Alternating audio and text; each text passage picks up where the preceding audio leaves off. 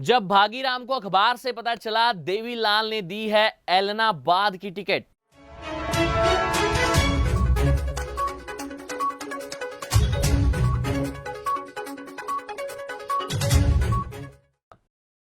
नमस्कार, मैं हूं गौरव और आप देख रहे हैं एनिमल लाइव हरियाणा। 1977 में भागीराम को टिकट अनाउंस हुई। वे मशीन पर कपड़े सिल रहे थे। लालों के लाल देवीलाल की एक खासियत है कि किसी भी व्यक्ति को विधानसभा में पहुंचाने का मादा रखते थे।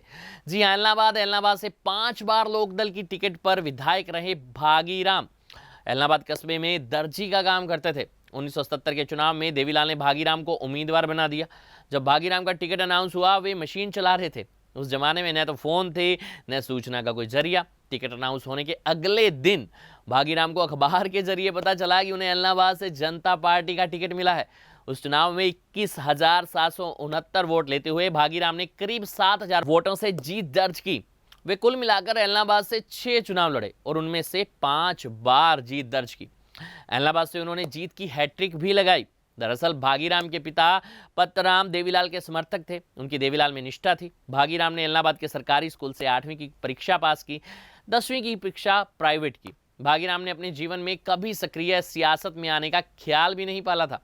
पढ़ाई के बाद भागीराम ने दर्जी का काम संभाल लिया। ऐलनाबाद शहर में ही अपनी एक छोटी सी दुकान कर ली।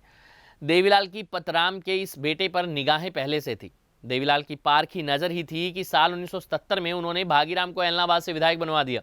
इसके बाद साल 1982 व 1987 में भी भागीराम ऐलनाबाद से चुनाव जीते। 1987 में वे देवीलाल सरकार में संसदीय सचिव भी रहे।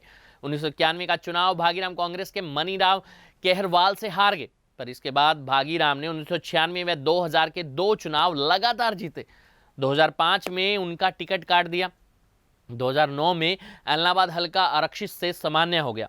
स्वयं भागीराम ने पंजाब केसरी को बताया कि उनके पिता पतराम देवीलाल के समर्थक थे। जब उन्हें टिकट मिला तो उन्हें अगले दिन अखबार में समाचार पढ़कर इस बारे में जानकारी मिली। भागीराम ने कहा कि उन्हें टिकट दिया गया, वे 32 वर्ष के थे तब। उन्होंने ना तो कभी टिकट मांगी थी और न ही इस बारे में कभी सोचा था।